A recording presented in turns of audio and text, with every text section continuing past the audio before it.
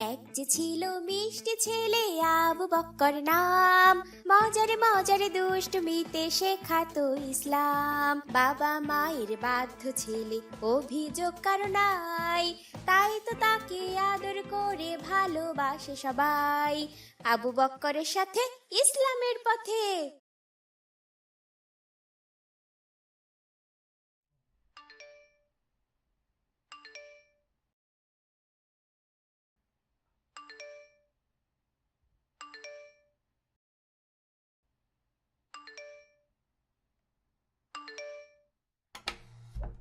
আসসালামু আলাইকুম। কেমন আছো তোমরা? ওয়ালাইকুম আসসালাম। আলহামদুলিল্লাহ, আল্লাহ ভালো রেখেছেন। তুমি কেমন আছো? আলহামদুলিল্লাহ। এসো, ভিতরে এসো। আব্দুর রহমান, তুমি যে পায়ে ব্যথা পেয়েছিলে ওটার কি খবর? এখন কি কমেছে? আলহামদুলিল্লাহ, আল্লাহর রহমতে ওটা এখন ভালো। আগামী কাল থেকে আমাকে সাথে নিয়ে স্কুলে যেও। এখানে বসো। কিন্তু তোমার সাথে ওকে তো চিনতে পারলাম না। ও আমার বন্ধু। ওর নাম আব্দুল আলিম। আসসালামু আলাইকুম আবু বকর। ওয়ালাইকুম আসসালাম। তোমরা একটু বসো, আমি তোমাদের জন্য খেলনা নিয়ে আসি। তারপর তিনজন মিলে একসাথে খেলা করব।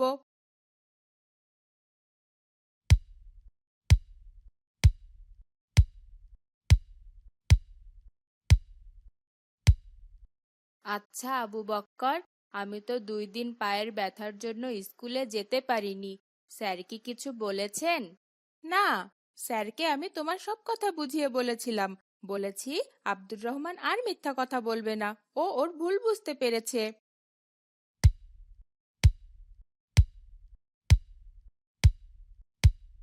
الله أكبر ওই যে আজান হচ্ছে, الله চলো আমরা أكبر মসজিদে গিয়ে নামাজ আদায় করি।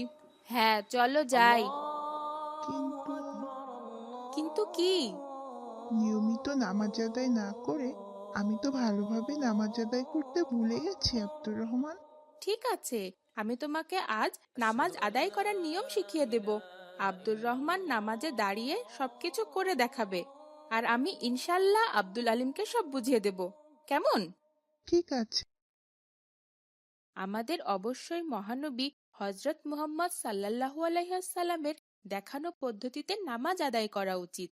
আজান হলে প্রথমেই অজু করে পাক পবিত্র হয়ে কিবলামুখী হয়ে জায়নামাজ অথবা পরিষ্কার কোথাও দাঁড়াতে হবে। মনে করতে হবে আমি আল্লাহ পাকের সামনে দাঁড়িয়ে আছি, উনি আমাকে দেখছেন আর আমার মনের খবর রাখছেন। এরপর নিয়ত করে আল্লাহু আকবার বলবো। আর নিয়তটি অবশ্যই শিখে নিবে আব্দুল আলিম। আল্লাহু আকবরের সাথে সাথে 2 হাত কান বরাবর উঠাতে হবে। তারপর হাত নাভিতে বাঁধতে হবে, ওই রকম করে। হাত বাঁধার সময় বাম হাত নাভির উপরে আর ডান হাত বাম হাতের উপরে এভাবে রাখতে হবে। এরপর সানা পড়বে। সানা কি সেটা জানো আব্দুল আলিম? হ্যাঁ, জানি। সুবহানাকা আল্লাহুম্মা ওয়া বিহামদিকা ওয়া তাবারাকা ইসমুকা ওয়া তাআলা জাদ্দুকা ওয়া লা ইলাহা গায়রুকা। হ্যাঁ, এটাই। এরপর আউযু বিল্লাহি মিনাশ শাইতানির রাজিম, বিসমিল্লাহির রাহমানির রাহিম পড়ে সূরা ফাতিহা পড়তে হবে। সাথে আরেকটি সূরা অথবা সূরার অংশ পড়তে হবে। এরপর কি করতে হবে? এরপর আল্লাহু আকবার বলে রুকু করবে ওভাবে। আর রুকুতে কমপক্ষে 3 বার সুবহানা রাব্বিয়াল আজিম পড়তে হবে।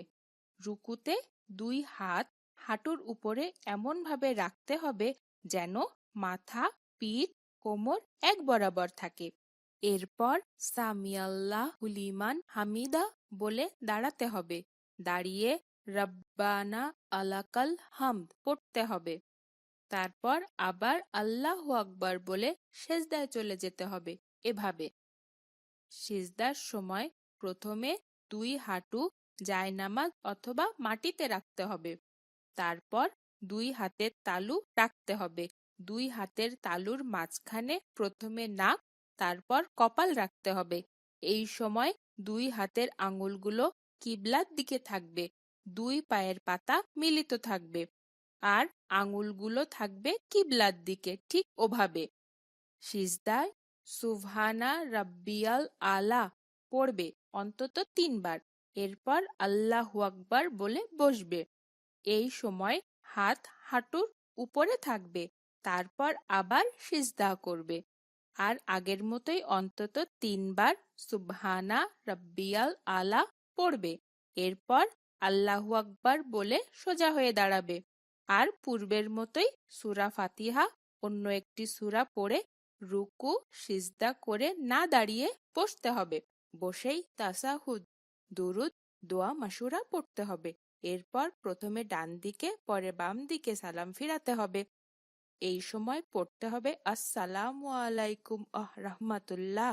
এভাবেই 2 রাকাত নামাজ শেষ হবে। আব্দুল আলিম, তুমি তাশাহুদ, দরুদ, দোয়া মাসুরা অবশ্যই শিখে নিবে। ঠিক আছে, শিখে নিব। কিন্তু নামাজ যদি 3 রাকাত অথবা 4 রাকাত হয়, তাহলে কিভাবে পড়তে হবে?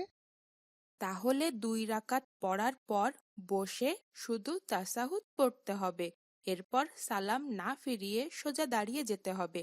ফরজ নামাজ হলে পরের রাকাতগুলোতে সূরা ফাতিহার সাথে অন্য কোনো সূরা পড়তে হবে না। কিন্তু সুন্নত নফল নামাজে ফাতিহার সাথে আরেকটি সূরা মিলিয়ে পড়তে হবে এবং শেষের রাকাতে সিজদা দিয়ে বসে তাসাহুদ, দরুদ, দোয়া মাসুরা পড়ে ডানে বামে সালাম ফিরিয়ে নামাজ শেষ করতে হবে। বুঝতে পেরেছো? ঠিক আছে, আমি বুঝতে পেরেছি। তাহলে আমি নামাজের নিয়াত, তাশাহুদ, দরুদ, দোয়া মাসুরা শিখে নিব বাবা মায়ের ইনশাল্লাহ, বাধ্য আর ছেলে, নিয়মিত নামাজ আদায় অভিযোগ কারো করব। নাই, তোমাকে তাই ধন্যবাদ তো আবু তাকে বকর। আদর করে ভালোবাসে সবাই। মজার মজার সব ইসলামিক কার্টুন পেতে আমাদের চ্যানেলটি এখনই সাবস্ক্রাইব করুন আর পাশে থাকা বেল আইকনটি প্রেস করুন।